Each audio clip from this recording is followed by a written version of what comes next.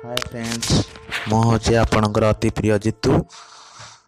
ମୁଁ ଆଜି ଆପଣଙ୍କୁ ସ୍ୱାଗତ କରୁଛି ମୋର ଆଉ ଏକ ଭିଡ଼ିଓରେ। ମୁଁ ଓ ମୋ ସାଙ୍ଗ ଆଜି ଆମ ଯାଜପୁର ଜିଲ୍ଲାରେ ଅବସ୍ଥିତ ଥିବା ମା ବିରଜା ଦେବୀଙ୍କ ମନ୍ଦିର ଅଭିମୁଖେ ଯାତ୍ରା କରିଥିଲୁ। ଇଏ ହେଉଛି ଆମ ମା ବିରଜା ଦେବୀଙ୍କ ମୁଖ୍ୟ ଦ୍ୱାର। ବିରଜା ଦେବୀ ମନ୍ଦିରକୁ ଇଏ ହେଉଛି ତାଙ୍କର ମୁଖ୍ୟ ଦ୍ୱାର।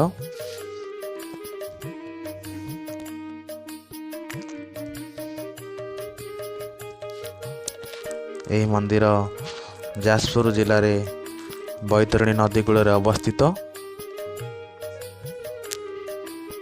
ଇଏ ହେଉଛି ମାଙ୍କ ଏହି ସୁନ୍ଦର ମନ୍ଦିର। ବିରଜା କ୍ଷେତ୍ର ଯାଜପୁରର ଏକ ପ୍ରାଚୀନତମ ଶକ୍ତି କ୍ଷେତ୍ର ଭାବରେ ମଧ୍ୟ ପରିଚିତ।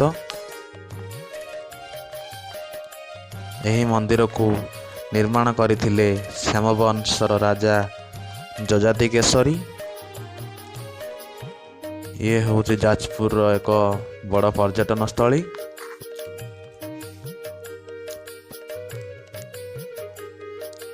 ଇଏ ହେଉଛି ମାଙ୍କ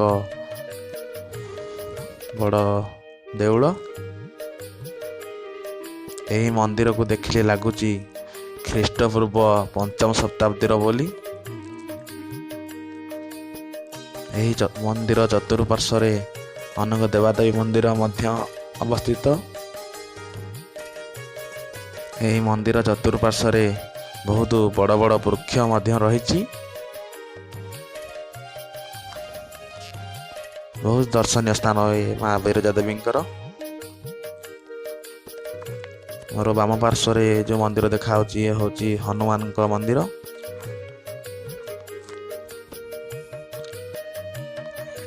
ଏଠାକୁ ପ୍ରତିଦିନ ଅନେକ ଜିଲ୍ଲାରୁ କାହିଁ କେତେ ଦୂରରୁ ଅନେକ ଭକ୍ତମାନେ ଆସିଥାନ୍ତି ମା ବିରଜା ଦେବୀଙ୍କ ଦର୍ଶନ ଅଭିମୁଖେ। ଏହି ପର୍ଯ୍ୟଟନ ସ୍ଥଳୀଟି ଯାଜପୁରର ଏକ ବଡ଼ ଗୌରବ। ମୁଁ ବି ଜଣେ ଯାଜପୁରିଆ, ତେଣୁ ମୋତେ ଗର୍ବ ଲାଗେ ଯେ ମୁଁ ଏହି ଜିଲ୍ଲାରେ ଜନ୍ମ ନେଇଛି ବୋଲି।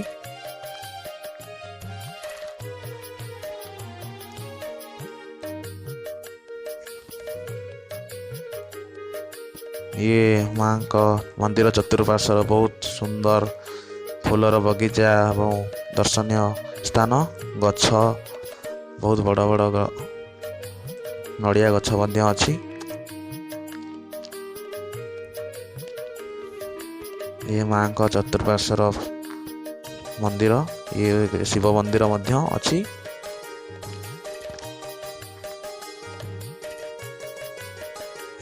ଇଏ ହେଉଛି ମାଙ୍କର ମନ୍ଦିର ସାମ୍ନାରେ ଏକ ବୃକ୍ଷ, ଯେଉଁଠି